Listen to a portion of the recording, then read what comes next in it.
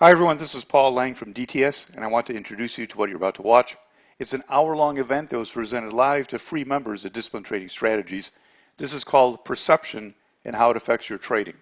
I think this is a great one for you to watch. I start off talking about three things that affect your trading, perception being one of them, and then we go on and take a kind of a quiz, a survey, looking at charts and see how different perception makes you interpret things differently. Because it took a while to do live, it was 90 minutes live. However, edited down is under 60 minutes for you.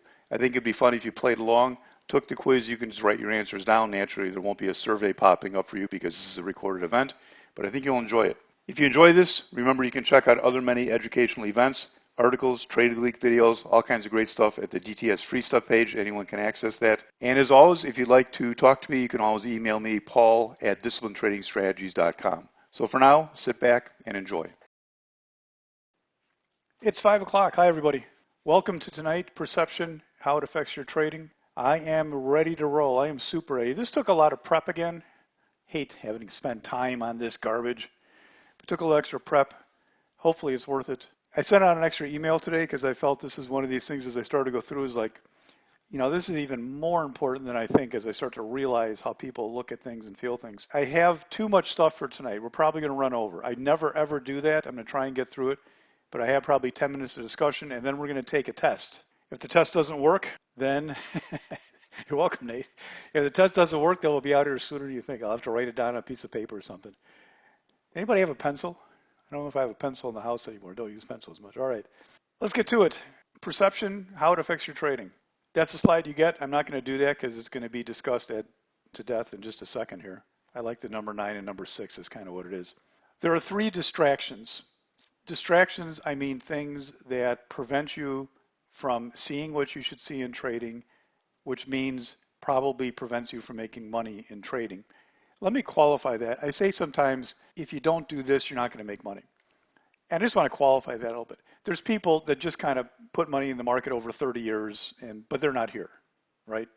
And that's great. I applaud that. That's probably the smartest thing you can do when you're 20 years old. If you're 20, just put X amount in the market every single month. I wouldn't start today, though. Maybe wait till you hear me tell you to start and just do that.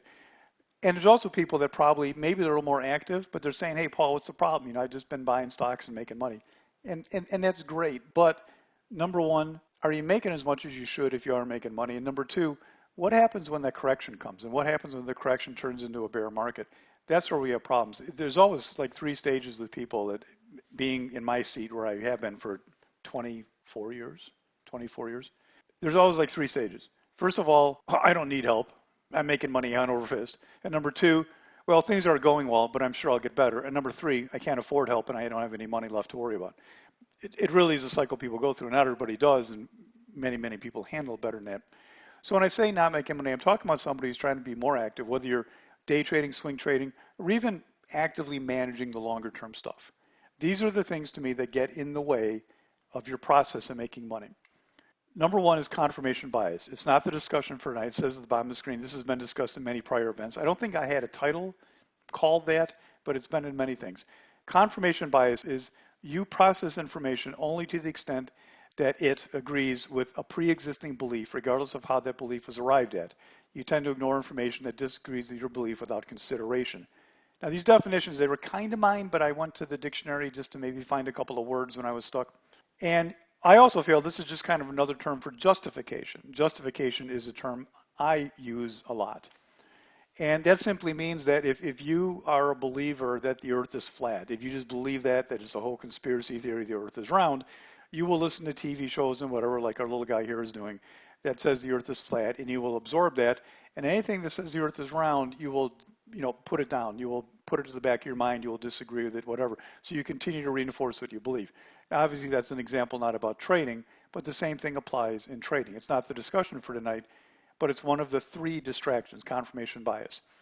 All news shows are a form of confirmation bias, both in terms of how they present the facts, in quotes, and in terms of what you take away from the presentation. In other words, there is I explained this before, and I want to go into it too deeply, but there is a confirmation bias in the news media to be bullish all the time, every time, without fail, regardless, and they won't even tell you if somebody knows it's time to be bearish for some reason, because that's how they make their money. They don't make money by telling you it's time to be bearish. All news, even fundamentals, are largely confirmation bias. Sure, the earnings were bad, but it was due to the economy and they'll be better next time. There is really no inherent value to fundamentals at all. Fundamentals are what you believe them to be.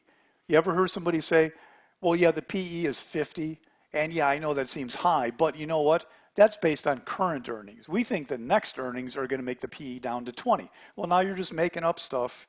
So fundamentals are just a way of confirming what it is. You want to own that stock, you're going to own that stock, and you'll justify, there's that word again, whatever it is you need to hear to own that stock.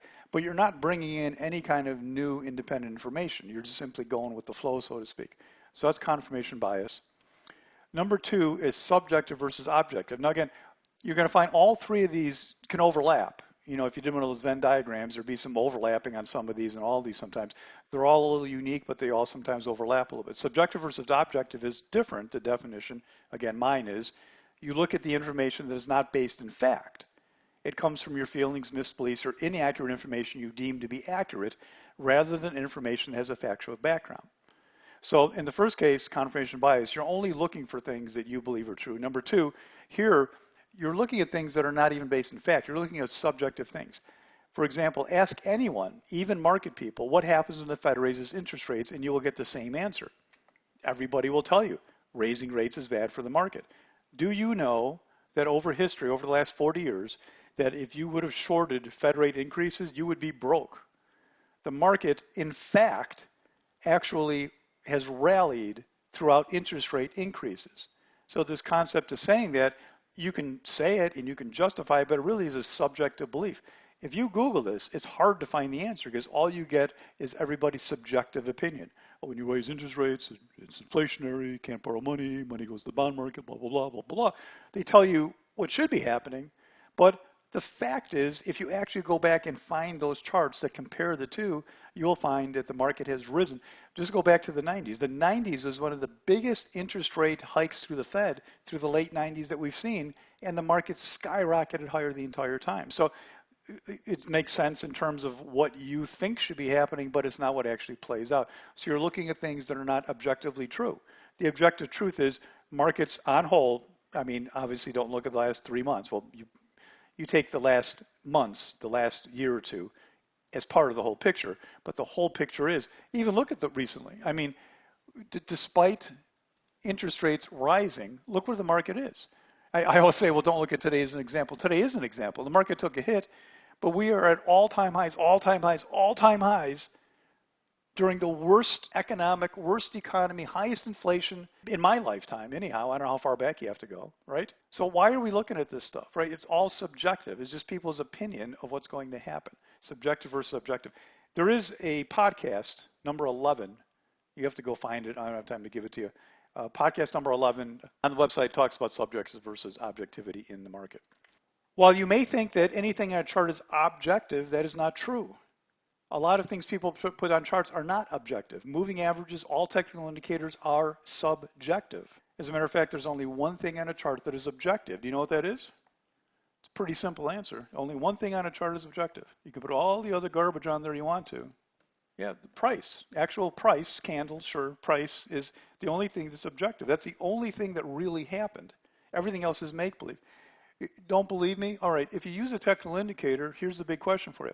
What settings do you use, right? Every technical indicator, you have to set 37 parameters. What do you use? How can you tell me that's objective? You're subjectively matching it to the chart you have to try and make it make sense, and then you think it's going to project properly in the next chart. All subjective. Again, the purpose to try and get your mind focused on the right things, especially as we're coming into a time where this could really matter a whole lot. Next, the one we're talking about tonight topics, perception. Perception is uniquely different because here you subjectively draw conclusions based on what you expect to see or experience. You may be looking at objective information, but you do not process it properly. So this is a neat one here to me. And again, there'll definitely be some overlap among these. But here you are looking at objective things or things that should be objective, but you cannot process them properly or interpret them properly because your perception is off. It's not calibrated. So you end up with the wrong information even though you're trying to look at the right things. You may find overlap in these three. You often will. For example, you may not process the objective information properly because of confirmation bias. I just put Tesla there as an example, right? I mean, you think Tesla is going to go higher forever. You may look at a chart, but if you don't know what you're looking at on the chart, your chart experience may simply be, oh, this is higher, it's Tesla, and this is what a lot of people do. This is tonight's topic. Perception bias. The market is lower is your belief. You're telling the chart what is happening, not the other way around. Think about that a minute. You're telling the chart what is happening rather than the other way around. How often do we do that, especially when you're in a position, right? You're in a position and you want it to go a certain way, and now everything on the chart, you're saying that chart is really going in your favor. It's hard to say this is not what the chart is telling me, got to pull the plug. Picking out what you want to see on a chart. Now, I'm going to go over several of the questions I get. Well, a lot of these are spawned by people who send in questions. So there's a lot of people that give me questions. A few of these I use as examples. If you happen to think one of these is you, don't say anything. I don't want to talk to you personally.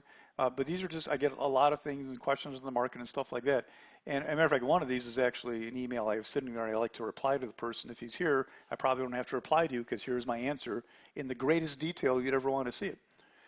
So I got an email from somebody saying, and actually I got 3 or 4 on this topic about, hey, the market's at a top over the last 3-4 weeks because you've had some volatility there.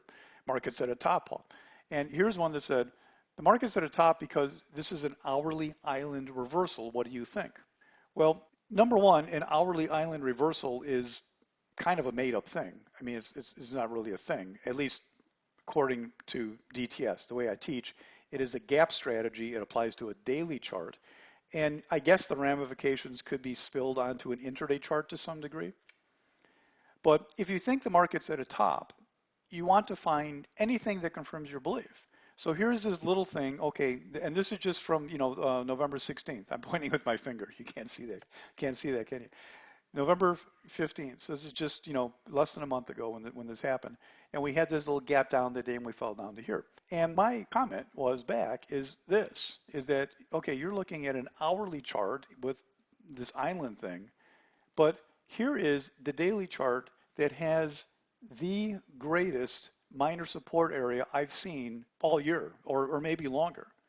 Minor support refers to this area right through here. This. Is that big enough for you? Can anybody see that pink line? Do I need to make it a little bigger? Is that good enough for you? So this is an incredible minor support area. And most of you probably know why. And if you don't know why, just a quick answer is because at one point it really looked like really good resistance. I was a little perplexed down here, I have to admit. I'm looking myself every day. When's the market topping? What do I do long term? How do I kind of transition to being more short, that type of thing. But this is just but when we get over this, it's kind of like all questions are answered, right? I mean, in other words, the more resistance, the more bearish things look when you're down here, the more bullish they are times 3 when you get above it. Question asked, question answered. Are the bears in charge? No, the bears just got slaughtered. They got destroyed. They got run over, nothing to talk about. Do I show the rest of that chart there? Yeah. And that's where we've been since, and that takes us through today or yesterday, or I don't know, whenever I snap the chart like that. Absolutely the expectation. So what's my point? Even if you understand technical analysis, you can still get messed up in this perception thing, because if you tell the charts, right, what you think is going on, it messes you up. You have to be that, Bruce Lee glass of water thing. Just go with the flow and understand, take everything the chart tells you every day into consideration as part of your decision-making process. All right? I'm totally lost. Where are we? I think we're ready to start our thing here. Oh, one more slide. It's perhaps the biggest deterrent for people trying to learn on their own, and I find it is often an issue even after getting educated. In other words, this problem doesn't end just because you learn how to read charts well. When you learn how to read charts well, you still have this nagging issue that things don't always go the way you want. Things are not always crystal clear. One of the big things I teach is that the reason I like, even though what I teach applies to Forex, futures, equities, doesn't matter, but the reason I like equities is because things are rarely clear. And with stocks, you get to look at hundreds of stocks if you want to pick the ones that you think have the clearest patterns. If you're trading the market, here it is, and it's not clear most of the time. I know futures are great, nothing against it, do sometimes myself. I personally would have a hard time trading futures full time because of that reason, because you just don't get to see the setups being nice enough. So when you have that and things are not crystal clear, all these demons tend to set in a little bit. Correct? Makes sense? Agree? An issue that can end careers. One of the reasons it can end careers is because you often don't know you're doing it. And this is the problem with some of these things. And one of the reasons I believe so much in education is that you oftentimes don't know. There's things that you do know. Let me just digress a minute. One of the things I talk about sometimes is the big thing when people start to learn to trade, they find, they say, hey, people go broke because they don't take their stops. And that's true. But you know what? To me, that's not a big teaching moment to me. Of course it is, but the thing is, when you don't take a stop, you know it, right? It's like walking around with a broken arm. It's not like you don't know you have it. When you lose 5% of your count in 1 week, you know you did it, right? And whether or not you're smart enough to react to it or not is a different question. But you know the issue is there, right? It's a broken arm. The problem is these problems that I'm talking about right now, they're kind of like silent cancers, where they by the time you understand what a problem you're having, it's too late. And that's why it's difficult learning on your own, because how do you spot this stuff, right? Unless somebody's standing over you saying, hey, idiot, that's not right. Where'd you get that from? So it'll end your career if you're not aware of what you're doing, and you may not have the skill to overcome it. You're even at a bigger detriment. This is saying on here, one of these slides says, if you don't know what to look at, what do you look at? You ever think about that? If you don't know what to look at, what do you look at? Well, you look at whatever somebody throws in front of your face. You join a free trading chat area where a bunch of idiots are asking other idiots, oh, what do you think about Tesla today? Oh, what do you think about this? What do you think about that? And they're all saying, I don't know. What do you think about it? Who cares? If you're doing that, I mean, you'd be way better at Vegas. You seriously would. I even find myself still falling for some of these, at least for a quick moment. I was going to put a smiley face there. But they affect all of us. They do. And some of the charts I put in here in this little test we're going to take are kind of things that, I look at and go, hey, wait a minute, what are you doing? That's not bullish because of that one little thing. What are you doing? Wake up. So what we're going to do here is we're going to take a test. And I got to run through it. So there's actually 17 things here that we have to grade. And I hope this works. I don't know. I always flub this up when I do it. I'm going to show you 17 charts. And there's a question. And I'm going to pop up a survey. I'm going to give you maybe 20 seconds because I want you to look at the chart and decipher. You can't ask me any questions. It's what you see is what you get on the chart. Don't ask me about other time frames. Don't ask me about this or that. That's part of the test, is to say, hey, some of this may not be clear, and I want you to grade it on a scale of 10 to 0. 10 always means you love the question, you love it.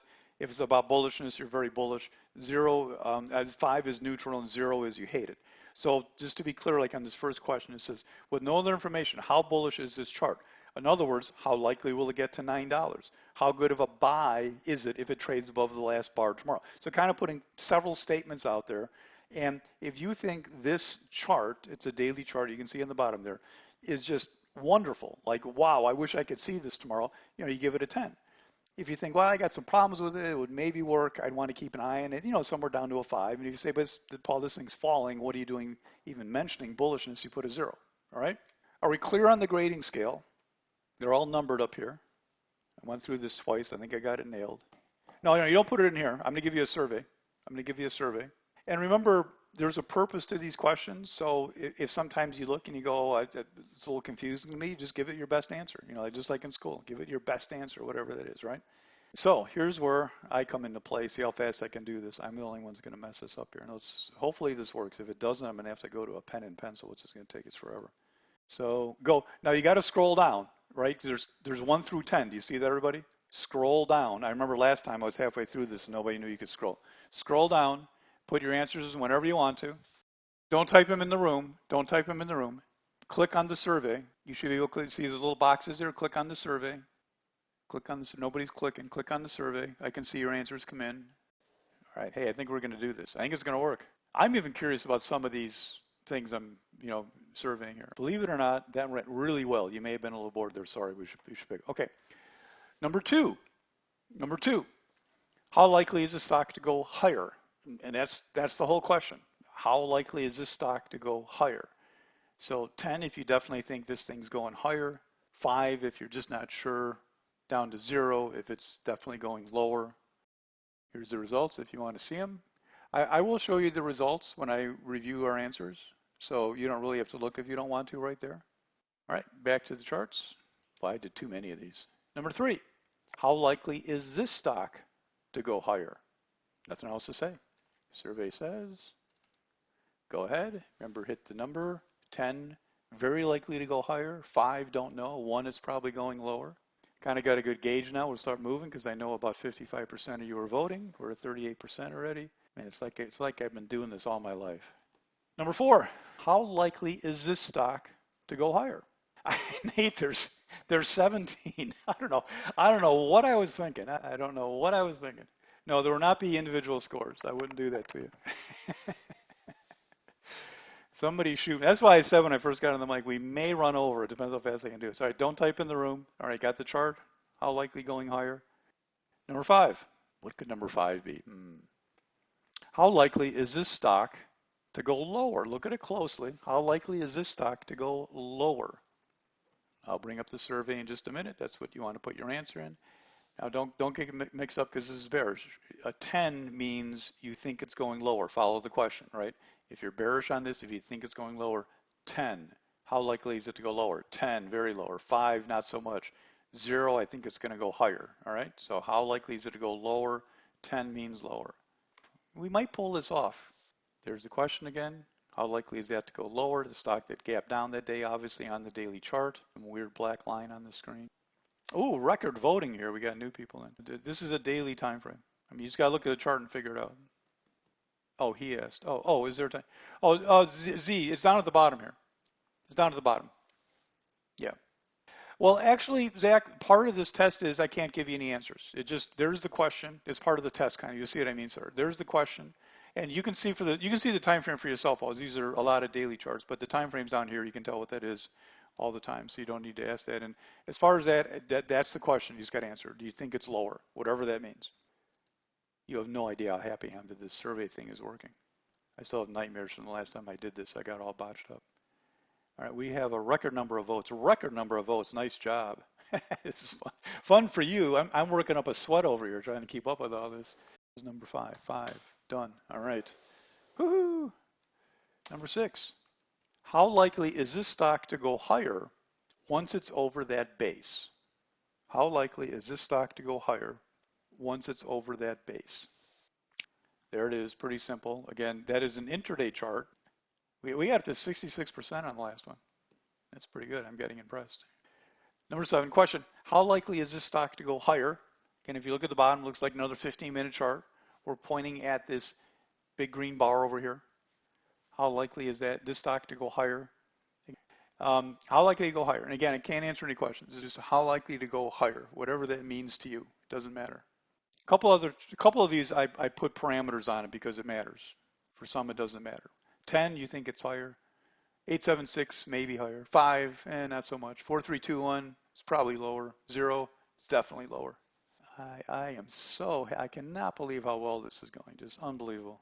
I hope of course, the point is that the results are something that will be impressive. A couple of these, to be honest with you, are kind of throwaways. A couple of these that I put in here is like, I was curious if it mattered to people. Like, I didn't really think it would, but I wasn't really sure. So I'll be interested. Some of these, I think I have a pretty good idea. Number 8, how likely is this stock to go higher, let's say to 30? So here we go. This one here has parameters, and this looks like a weekly chart, right? Doesn't matter. Doesn't matter if it's a 2-minute chart. There's a green bar in that pattern. The green bar is called sometimes things by some people.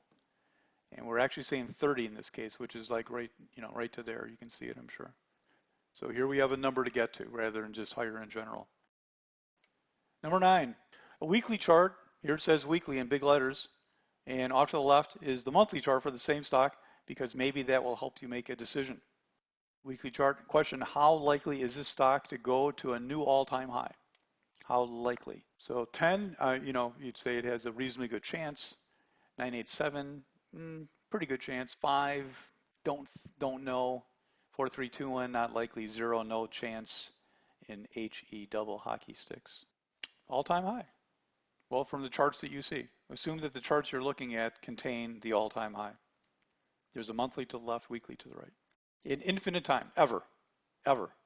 Will it, what are the odds that this will, if you gave this stock to your 1-year-old son, what are the odds that it'll be a new all-time highs when he gives it to his great-grandchild?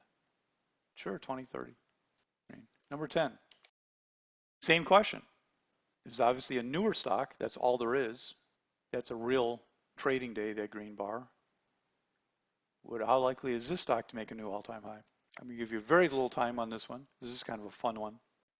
That's fine, Chris. You'll see when I get to the results. That's why I'm kind of saying whatever the slide says, that's what you answer. For all but 3 of these, there's no right or wrong, Chris. Well, technically, for anything, there's maybe no right or wrong in some views, but for most of these, it's not a matter of right or wrong. It's a matter of what you're looking at. All right, number 11. With no other information, how bullish? How bullish of a buy setup? How do you like that for tomorrow? Take a quick look at the chart. Go ahead, take a quick look. I'm only going to give you like 10 seconds on this one. There's no asking questions, but it's not the same. It's not the same chart. The plot thickens. There you go, voting. Believe it or not, the wording on there is precisely on there kind of for a reason. And that's why I said sometimes you may feel a little lost about what the question is, but that's okay. You just give your best answer. Because remember the title of tonight's presentation is called Perception, right? Ooh, already, I'm telling you, interesting. I haven't even really been looking at the results, but I just noticed. Interesting already. Number 12, how likely is this stock to go higher? And we're going to 17, Mike. How likely is this stock to go higher? That's the total question. No parameters, no number. It's a daily chart if that matters to you. That shouldn't really matter, I guess. 1 through 10. 10, I like it. Higher. 5, don't know. 0 is lower. You know, it'd be neat if the little, after you hit submit, it gives you a little reply. It'd be neat if they changed the reply every time. Wouldn't that be neat? Nice job, Gary. Super job voting, Nate. You're really on the ball, Mike. Oh, you think it's a repeat? That's not. There's no repeats on here. There are no repeats on here. Yeah, that's what I mean. Wait, there should be. I mean, you could be a thumbs up or a little smiley face comes up sometimes. It should be a different thing every time, you know. Maybe even personalize it. Why can't they, tie it into your screen name and say, "Great job, Wave." They're getting, people are falling asleep probably. They're getting tired. I can't wait to get to the end here. I warned you at the beginning. I never run over on these. We're going to run over tonight. It's just too much. I was going to do less charts, but Mike emailed me and said, Paul, if you don't do 17, I'm not showing up. I said, all right, fine, whatever, 17. We're on 13. Number 13, how likely is this stock to go higher? How likely is this stock to go higher? You're going to get one look at it, and just for another 10 seconds, pretty simple question. We've had charts that are in uptrends, kind of like this. I'm on pins and needles too, because some of these I'm really, really anxious to see. I did something similar just a long time ago, like over a year ago. It was a test in general. It wasn't about perception, but it was. See, Gary, you're looking at stuff so long, everything seems familiar to you. So it's a chart. It seems familiar to me. They're all, yeah. There's red and there's green. Some go up, some go down. There's blue volume. Yeah, they are. They all are similar. You're right. You got to go. What could be more important than this? It's the challenge. All right, 14. This is an older chart of Tesla. It goes back a ways. You see the months, but you don't know what year we're in necessarily. You don't look at your own charts. It's just cheating. This is Tesla. How likely is Tesla to go higher once we get above, well, we're above the base, so how likely is that to go higher? Tesla. And remember, over the years, Tesla's been up and down, right? So don't just give it a blank check that it's going higher, You never know. I'm very excited because I kind of saw one of the distinctions that I was curious looking for, knew would happen. I don't know how to phrase it. Boom. 15. How likely is this stock to go lower? Looks like a daily chart to me. There's some little black line there running across above the arrow. Well, we didn't do this one, Mike. I hate to tell you. I have to admit there was one that was kind of similar to this, but it was different. Yeah, it's similar. Yeah, like I just said, they're all similar. There's red bars, green bars, squiggly lines on them.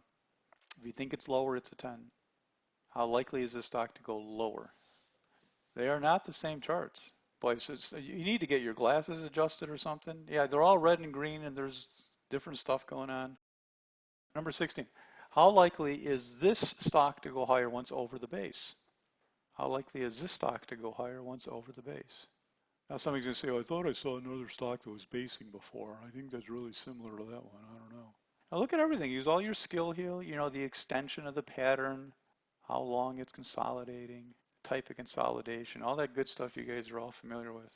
Some of these, I admit, are kind of gimmies, like I said. I was just curious how far I could push this test. In other words, if you failed, you're really got some issues. That's what that would mean. I started recording 5 minutes ahead of time just so I wouldn't blow it. Yeah, if I didn't record this, I would just jump right out my window. Back to the camera. 17. Oh, there's more than there's more than 17. There's 17 and 18. There's 18. Oops. Number 18. How likely is this stock to make it to 100? How likely is this stock to make it to 100? Is that a weekly? It's a weekly chart compressed, I guess. Yeah, weekly chart compressed. Last time. 10, you think it's going to make it to 100 for sure or better. 5, it's going to falter up there somewhere. 0, it's probably going lower. All right, so it's 6 o'clock and we got done with the voting. So now I'm going to run through, and I don't know if that's going to. So as I said, I apologize. This is going to be longer than an hour. I'm projecting 15 minutes to review this. You should have the screen back up. You should have a slide that says answers. Now, there are two types of things here. Some of you noticed there may have been a vague similarity between a couple of the charts. 1 to 7, 11, 17 are locked together. They're comparison things to see if something changed your mind about the chart. Some of them were so small you may not have noticed, but some may have changed your mind. So we're going to look at those together, so I'll go fairly quickly. Then 8, 9, 10, and 18 are all alone. There's individual issues that are more of a, not one versus the other thing, but just issues on their own. You'll see in a minute. Let's begin. So here we go. 1 and 11, I first gave you number 1, and then of course 11 came number 11. The only difference here was a red bar versus a green bar there, and it's so small, you may not even pick up the difference, but that's the whole point though. Subliminally, even though it's practically the exact same chart, subliminally, a lot of people will be more drawn to this being bullish than to this. Like if you're scanning, you may stop on this thinking that's a buy setup and let that go, when the actual truth is it was a 10-cent different closing price. You really think on a 5-day pullback, a 10-cent difference in the closing price makes any difference to the pattern? Of course not. Let's just see how we did. So what we really want to do here is compare 1 and 11, right? Because they should be identical. Now, before I even show you number 11, look at the chart here. Do you agree, yes or no, that when you're looking at a daily chart, it's run up and pulled back, and we're on a 5-day drop, that whether or not this closes 10 cents higher or lower is basically 99.9% irrelevant. Would you agree with that? Would you agree with that? You can't see you're more bullish on one or the other, right? But when you don't look at them side by side, you know that pointed out to you, and you're just scanning quickly, look at this difference, 1 versus 11. That is a huge difference in my mind. Like there should be a couple of people that switched a couple of numbers, right? Look at this. Look at this. I'm blown away. I got to be honest with you right now. I am blown. This is way beyond what I thought it would be. Are you blown away? You can say you're blown away because you could always pretend like you never changed your answer and everyone else did and everyone else. But look at this. The red bar on the left. Yeah, the red bar on the left. Bearish, bearish, bearish, bearish, bearish, 5, barely any 10s. Look at this. Almost a 180 flip around. Time out. Just honestly, I'm doing this live. I've done similar things in the past. I'm completely blown away. You should be too. Now think about the implication. What's the title of this presentation? Perception, right? Perception. Most of you, I get to say this now, not some of you, most of you had a difference of opinion of these charts because of the color that you picked up subliminally, right? I'm amazed. I really am. I'm amazed. I thought this is one that was such a close thing that I thought there'd be a few changes, which to me would make my point. Because, out of the people here, if 10% of you really kind of flipped your answer the wrong way because of something that shouldn't matter, that's impressive to me, that, to point that out, that, and this is like, more than half the group. All right, we got to move on. But that was, again, I don't know who's right or wrong. There's no, this is a group. This is your group effort here. So that's 1 and 11. The same thing now between 2 and 12. Yeah, it's funny because some of you said, Paul, that's the same chart, right? But yet look how many people treated it differently because of that little thing, right? Just a little agreement. And this is one of these things, the reason I put this on here, this wasn't a question I ever got from anybody. This is me personally. Because once in a while, I'll find myself pausing on a chart because the last bar is green. I'm like, well, okay, Paul, there's no pattern there. What are you doing? And just once in a while, it'll catch me. Like a chart like this would catch me. But immediately, I'm like, okay, what are you doing? That doesn't matter. And this is what happened afterwards. That's just not really relevant, right? Because the question here wasn't, is this a good buy setup or not, right? This is just, does the bar change your mind? So there's really no relevance. This is SoFi. There's no relevance to the chart afterwards. On this one, I just did that for all of them for fun. All right, so now we have 2 versus 12. Now the only difference here, and again, most of you notice these are similar, was this was the magical moving average crossover, right? All I did here was leave the moving averages on, showing a moving average crossover. Now, I don't know if anybody picked up on that or not.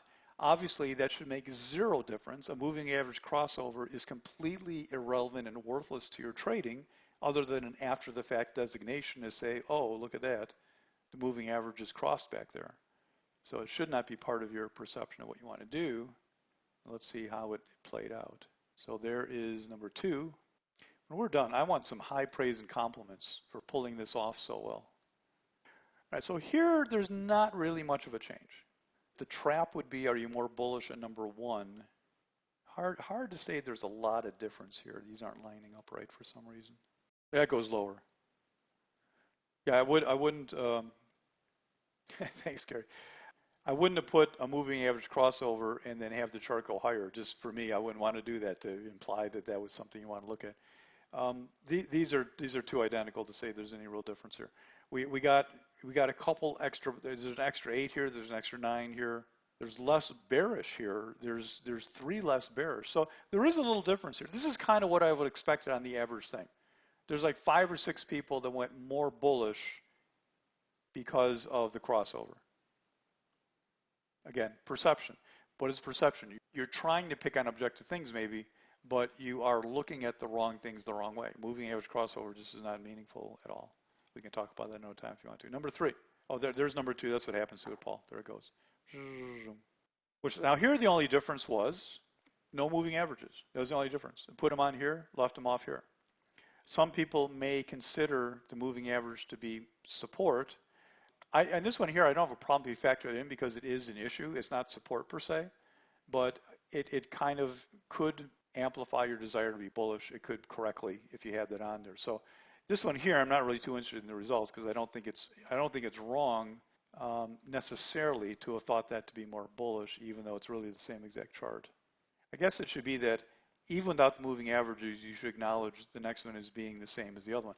Now, and the whole issue here too on this one is that you shouldn't feel more bullish because the moving average. Yeah, we're pretty identical here, right? Yeah, I mean, here's just 7s went to 8s and 9s. Yeah, pretty identical, which is fine. Yeah. So the point of so that one there's not a big deal. The point of remember this test was to see if anybody changed their answers because and this one here is just curious about. You should kind of acknowledge though that this is a pattern you don't want to trade. Yeah, Mike, you got it backwards. I'm sorry. Wide range bar down here would be bullish. After you're up 97 bars in a row, a wide range bar is usually an exhaustion bar and probably time to get out of the pattern. I believe that's what happens on this one. Yeah, a failed rally and then it pulls in. Doesn't mean it's bearish necessarily. You'd have to look at other charts, but it's an uptrend coming to an end. All right, number 4 and 14. This one I'm really curious about. The only difference here was I told you one was Tesla, the other one I left blank. This one I'm going to scream if there's even 1 vote difference. Because this is one of my things I pick on a little bit is people, just got to trade Tesla for some reason. Don't know why, just got to do it. Nothing wrong with Tesla.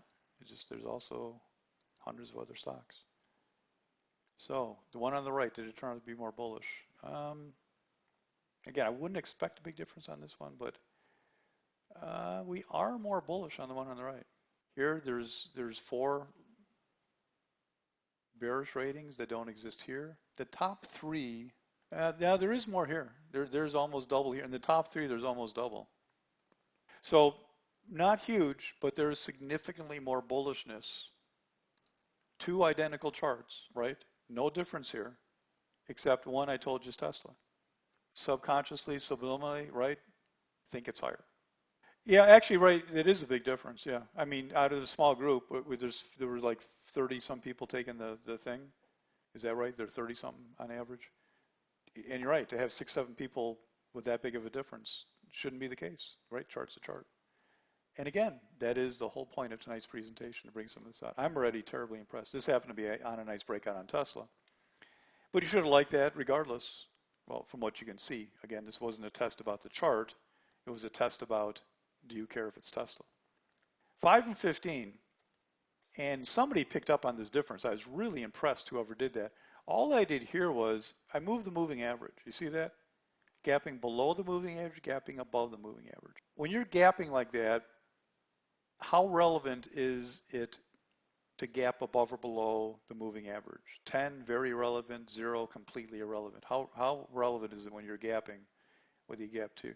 Yeah, absolutely, positively 0. Not even a self-fulfilling prophecy, not even 1%, 0, nothing. So if that influenced you, again, that's part of the whole perception thing tonight. So 5 and 15. So there is the one on the left. And the question is, the trap is, did people get more bullish on 15 just because I put it above the moving average? The work of art to get that above the moving average, let me tell you. Right, is 15 more bullish? It is not. Actually, miraculously, slightly more bullish on the one on the left. Well, we can agree to disagree if you want to. For scalp, I don't care what time frame you're on, the moving average doesn't matter. If you think somebody's buying that on the 200, it's going to be 7 guys who are drinking beer at 9 o'clock in the morning, and they're going to get overrun by the time 9:30.02 comes around. Ain't going to matter. All the stuff going on a gap. All right, so there's the first one. This is the first one that I guess I would say nobody fell victim to what I was looking for. First one. So far, it's been amazing because there's been some really big discrepancies there shouldn't be and a couple of smaller ones. And this just does go lower because it's a bearish gap and it goes lower. And actually, it did gap below the moving average for if you care. So here, the only difference between these two was the skewing of the chart. This was a fat wide chart, making the base look longer and the move less extended. That's why the moving averages are not on this. And this chart was captured taller. It's the same chart, just captured in a different parameters, tall, wide. Now this may have changed your view because one looks more extended even though it is not. And that comes down to the concept of tonight again, perception. If you have your charts set differently, you're going to get different looks to them, which is why I like a moving average on there, because the moving average, eliminates that. In other words, when you put the moving average on there, it's going to be coming into the chart in the same place, both the left and the right. So there's 6 and there's 16. So the trick here is people rate 15 more bullish because of that. Nope, good job. Really pretty much the same. So good on that one. And this one is the QQQ. And that was Good Friday, the consolidation day. That's the definition of a PTR, Mike. That's correct. So there's the second one. I think, good job. Didn't fall victim to it. Already, though, the others are such that I am like, wow. This one just purely off the top of my head. Only difference here is black chart, white chart. Now this to me, I have no preconception this matters to people. I was just curious. That literally just using you as guinea pigs to see if the color somehow makes a difference to you, or the fact that the black chart kind of eliminated everything but just the price bars. That may be part of the equation here. I really don't know. So there's 7 and 17. So this is just more curiosity for me. I'm not really expecting a whole lot on this one here. Well, certainly different answers. Right, yeah. Yeah, it does. Oh, yeah, you're right. Yeah, well, you're right. See, I didn't do a good job really doing the black chart. I just did that temporarily to take the picture, and you're right. So it eliminated the tails. Yeah. But even on that, there's only like really one tail on the chart that matters. I'm curious about the difference here, though. Big difference, but which way? There's a lot of 5s on the left on the white chart. We're actually more bullish on the white chart. Paul, you mean the one on the right, the one on the left, or just this chart in general? Yeah, I actually didn't put the final product in that one because here it wasn't really an issue. But yeah, I mean, what it would be, Paul, is I'd probably put it on a watch list because that is bullish what it did. But I'd have to see the daily chart, weekly chart, and then also probably watch it because I probably wouldn't want to enter there. But it depends what's going on, on the other time frame. But what's happening there is bullish to some extent. Whether or not it's an entry to a trade or not is a different question. All right, 717. 18. We'll just go higher. Now here we're no longer comparing two charts. Like I said, 8, 9, 10, and 18 or whatever are just questions where I think the perception that comes in is sometimes people have this perception that beaten up stocks are going to go back to the highs. Or here's a perception about just understanding technical analysis. The trick here on number 8 is that, does anybody know what we call that green bar? What do I call that green bar? Yeah, well, no, it's as I said, it's not really igniting. It's not igniting. The definition of igniting is to be trading above downtrending pivots, lots of red bars, uptrending pivots. This is just a downtrend that didn't take out anything. So it's kind of not igniting to me. An igniting bar would be, like this is more igniting here, even though it's small. So it's a big bar, but it doesn't get the title to me of being a quote-unquote DTS wide-body bar because it is missing the igniting feature. Yeah, it's missing the igniting thing. And when you're not igniting and you're in a downtrend like that, what often happens is that it's just a short covering bar. People all took their shorts, but there's nothing else there. So you got to be very careful. Wide green bars that form in downtrends, you always have to look for follow through. It's not igniting. This is more igniting up in here, like this bar, this bar. These are more igniting bars because you're clearing through a bunch of garbage. This one here, these are more igniting. And you look at our charts, you can find bars that are definitely igniting. So the question here was how likely is stock to get to 30? And 30 is not far away, but I would not rate that high to get there. Like I'm not bullish on that chart at all. I remember this is a chart I actually saw a while back, and I just saved it for education, and this is what I used it for. This is a weekly chart. So good, yeah, a lot of low ratings. That's good. And again, this is not comparing two tests. This is perception. There's a perception out there that almost kind of a value mentality. If things get beaten up enough, they're longs, and that's one of the worst things you can do in trading is, just go long downtrending stocks because they bounce a little bit. So, I do not like any high rating on this. 30 is not far away. If you gave it a 5 or something, I wouldn't, be screaming about it, but that's not a bullish pattern. General question, is this thing bullish? No, it's not bullish, not without proof. And this actually turns around really quick. That's why I saved this one, because it was just a short covering bar and you're done. And again, maybe some of you get caught on this. Maybe this happens. There's no guarantee it's going lower like anything in trading, but that is not a bullish pattern to be looking at when you get one green bar in a downtrend like that. All right, number 9, get at 28. I should have picked a higher number. And again, here, this is his perception. You get these stops that stop falling, and that's why I put on this one here, like a new all-time high. And obviously to say a new all-time high, hopefully, most people said no chance of that. But I want to tell you the actual chance in exact percentages. The actual chance that it's going to a new all-time high, I maybe should have said 30 years, not in a lifetime, is 0. This is what I call a 0 to 50 chart. And this wasn't the best example we started doing, but when you run a parabolically like this, and then you collapse, all you're going to do is get these literally dead cat bounces. And some will be better than others, and some could be day traded maybe, but this is just not good stuff to be trading. It's never going back to those highs, never. And I will say never, meaning with a capital N, never. Never getting close. Survey says, number 9. We're almost done, guys, because I'm done once we're done with this survey. Yeah, good. Okay, so most of you said 0 chance. I think somebody's goofing around with me there. Nobody would have said 10 on that. Maybe they didn't understand the question. And number 10, this is just the fun. Yeah, well, Mike, even then, that's what 0 to 50 means, right? It already had its drug approved or pretended to be approved or whatever. You know what I mean? Yeah, but crypto doesn't look like this. I like crypto. Crypto doesn't look like this. This is not 0 to 50. There's a big difference. Crypto is not 0 to 50. There's a lot of strong rallies, a lot of stuff that started high, and it's when you exhaust all of your buyers on a ridiculously parabolic run and you collapse to almost 0.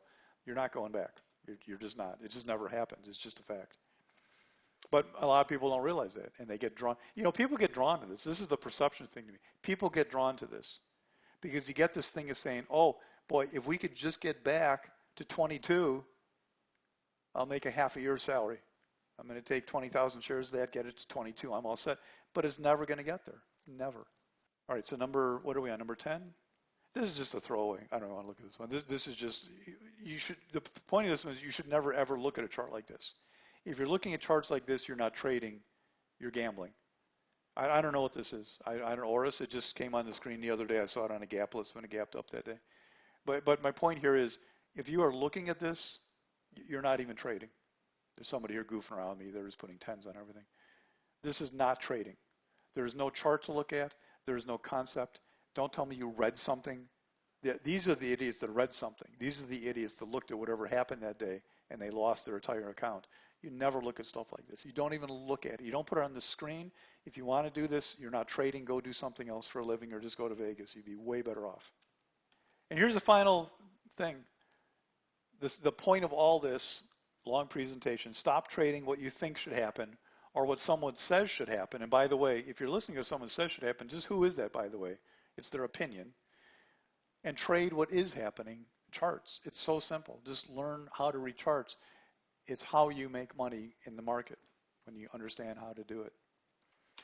That's simple.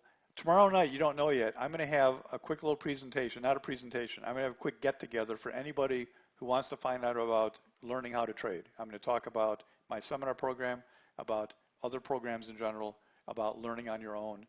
You'll get an email about this tonight and tomorrow. Do not attend unless you have some interest in this. If you already took the seminar program and you want to come give comments, good or bad, that's fine. But this is not an educational thing. It's just for, I send emails out. I get a lot of questions. Emails are hard to digest information. People don't always understand. I send a lot of emails explaining things. I just want to have a chance to explain things in person. I don't expect more than a handful of people there. I'll send you an email about that. Next week, the next time we're getting together, free event, is going to be a week from Friday, which is the intro class, a Thursday. You'll get invites, so it's a week from Thursday, the 19th. And it's going to be that summary edition intro class, 90 minutes, because the next Saturday is the one-day summary seminar program. Thanks, everybody. Hour and a half. Hopefully you thought it was worth it. I was impressed myself, I have to say honestly. Came out better than I ever thought it would. You'll get an email if you're going to show up tomorrow. I'll see you tomorrow. Otherwise, maybe I'll see you for the intro class a week from Thursday. And if I don't see some of you, we're 2 weeks from Christmas already. Hard to believe.